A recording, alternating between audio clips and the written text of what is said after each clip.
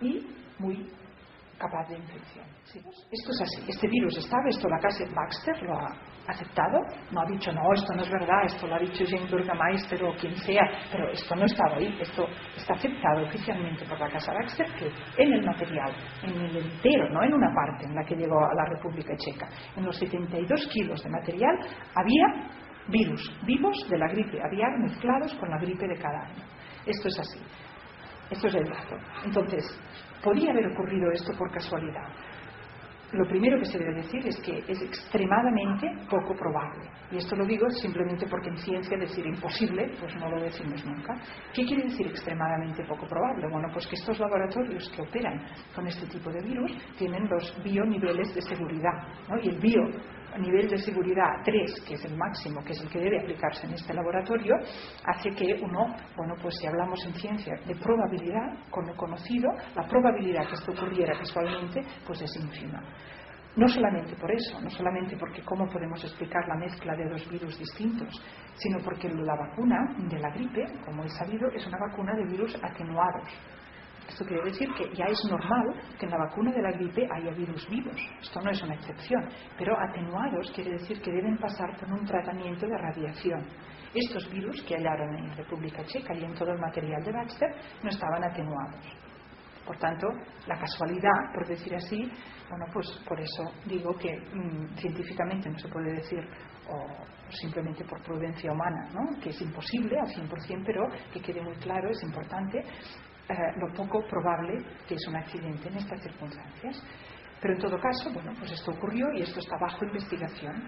Esta periodista Burgermeister ha pues denunciado no solamente a la casa Baxter, sino que ha denunciado a la organización de la OMS, ¿no?, y ha denunciado también gobiernos de países importantes, porque, bueno, parece que con los datos que tenemos es más probable pensar que aquí haya una mala intención, y esto es lo que ella denuncia, que no pensar que ha habido unas casualidades casi imposibles de concebir. Pero yo, como insisto, es muy importante separar los datos objetivos de lo que aún no ha sido demostrado. Porque yo creo que lo bueno de este vídeo o de esta información que estamos haciendo es que llegue a cuanta más gente mejor, y que llegue a personas que, sobre planes de que haya una élite en el mundo que quiera que desaparezca parte de la población, incluso mucha población, de que todo esto diga, pero ¿esto de dónde viene? Esto es ciencia ficción, esto no lo he oído nunca. Entonces, yo sé que hay personas que esto lo están estudiando desde hace tiempo, pero yo desearía que mi mensaje llegara a alguien que dice, oiga, mire, yo de todo esto no sé nada, pero yo acabo de oír que aquí hubo un laboratorio que envió una vacuna contaminada y que resulta, esto no lo habíamos dicho, pero es así, que es uno de los laboratorios que está responsable para hacer vacunas de la gripe este año. Bueno, pues esto de momento ya me justifica a mí para decir, yo una vacuna de esta casa, hasta que no se aclare por qué le pasó esto de la contaminación, yo no la deseo para mí, para mis hijos, ni para nadie que yo pueda tener influencia. No sé si me he explicado en este punto, porque yo creo que dejarlo ahí para mí es importante. Y pasaría entonces a la segunda irregularidad, porque hay otra que aún es más escandalosa que esta primera. La segunda irregularidad es la siguiente. Esto ocurrió en febrero, esto que he contado de la casa Baxter. También he dicho que el 17 de abril fue el primer diagnóstico de casos de la gripe nueva. Pues bien, el día 29 de abril, o sea, 12 días después de que se descubrieran estos dos primeros casos, ocurrió que, Margaret Chan, que es la directora general de la OMS, de la Organización Mundial de la Salud, que depende de la ONU, apareció públicamente y lo que dijo fue que había un estado de alerta mundial de nivel 5 para la prevención o de una pandemia. ¿Qué quiere decir esto? Esto quiere decir que el nivel 5 es el nivel ya más superior, y después del 5 solamente está el 6, y el nivel 6 quiere decir que ya está la pandemia, ¿no? Nivel 5, lo que significa una pandemia, pues ¿cómo pudo?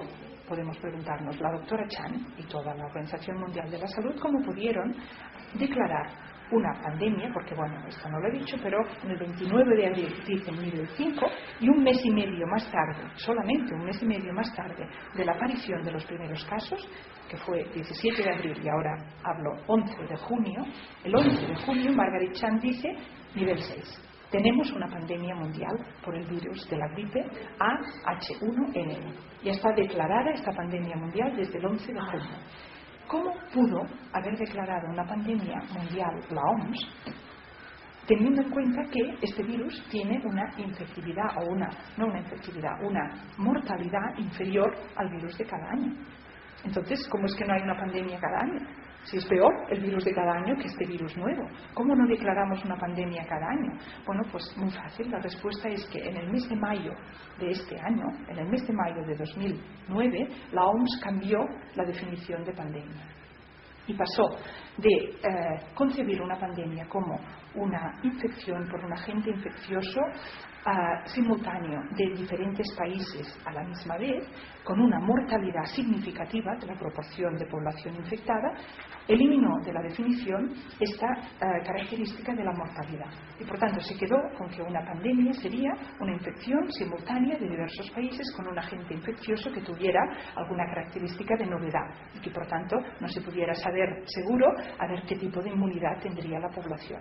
Con esta definición nueva, que es definición, y esto lo cito del British Medical Journal, por ejemplo, o sea que insisto que todos los datos que estoy dando no son de prensa alternativa, que me merece el máximo respeto, pero creo que es importante porque saber que esto todos son datos de las revistas de más prestigio y absolutamente, pues esto, mainstream, que dirían en inglés, sin ninguna sospecha de tendenciosidad. Pues bien, esta definición cambiada fue del mayo de este año. Si desaparece el requisito de mortalidad de la definición de pandemia, como ya he dicho, entonces nos debemos preguntar, bueno, ¿qué es lo que impide que cada año la gripe normal sea declarada una pandemia? Y la respuesta es, con esta definición no lo impide nada.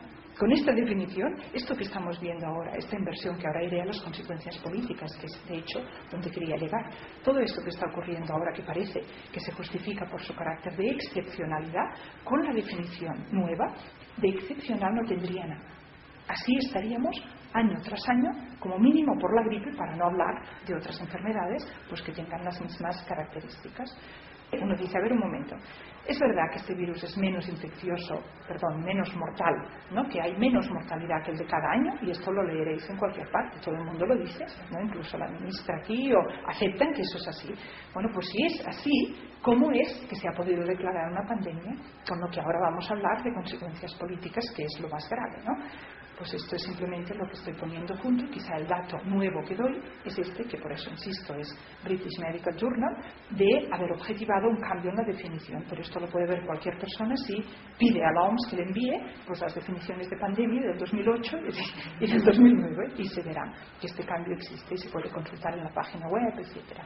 Ahí en el escrito que he dicho que estoy difundiendo cito también un artículo de un periódico norteamericano donde de hecho dicen que fueron ellos mismos que fueron a la página de la OMS y dijeron, oye, pero aquí pone que pandemia tiene que haber mucha mortalidad y aquí no ha muerto nadie. Dijeron, espera un momento, y cambiaron de hecho la definición en la página web. Por tanto, este artículo está citado y es de CNN, que tampoco es una fuente no sospechosa en este sentido. Por tanto, como decía, la irregularidad de la OMS me parece aún más grave porque es objetiva igual, clara y comprobable igualmente, y ya nos acerca más a las posibles consecuencias reales, no solamente de qué intenciones tenían, quién fuere que hizo eso, que ahí habéis parado porque me gusta distinguir lo que puedo demostrar de lo que no, sino lo que ya está pasando ahora a causa de esta definición. Para acabar esta parte de irregularidades, en los Estados Unidos puesto que se había declarado ya el 11 de junio una pandemia por el nuevo virus, en los Estados Unidos se declaró ese mismo mes emergencia nacional sanitaria, que también tiene consecuencias políticas. Y eso se pudo declarar en los Estados Unidos habiendo en esos momentos, en el mes de junio, en los Estados Unidos, 20 casos de infección y 0 muertes. Con 20 personas documentadamente que se habían infectado. Esto de documentar no lo voy a tratar porque si no me alargaré mucho, pero también es importante saber que esa documentación tampoco es tan inefable y tampoco es tan fácil, y además ahora ya no se está realizando. Fue en el mismo junio, quizá julio, que la OMS dijo no miren más con comprobación de laboratorio quién tiene gripe A y quién no. Y en Inglaterra, por ejemplo, esto lo hacen con una consulta telefónica que la persona pues reporta que tiene los síntomas de gripe, entonces apuntan gripe A. Eso es así ahora. Por tanto, la cuenta que dice 12.000, 13.000 o lo que estén diciendo ahora de números, es muy importante saber cómo se realiza, porque, otra vez, con datos objetivos que se pueden consultar en la página web oficial, la OMS, creo, esto lo cito también de memoria, pero creo que es en julio, que dijo: esto ya no tiene sentido mirar todos los casos con laboratorio. Por tanto, estamos asumiendo que los casos de gripe son casos, y haciendo en algunos países aún, en muchos ya ni eso, en algunos países prospecciones de, bueno, pues ya sacamos 100 y hay 50 que eran de estos, asumimos que el resto es así, pero eso es una prospección o una generalización sin un número suficiente en los que yo he visto en los estudios. Hasta ahí lo de las irregularidades. Ahora pasaría al tercer apartado, que es el de las consecuencias políticas. Consecuencias políticas de una declaración de pandemia. Bueno, pues es así de simple. La OMS es una organización internacional que lo que realiza normalmente son recomendaciones, ¿no? Uno dice las recomendaciones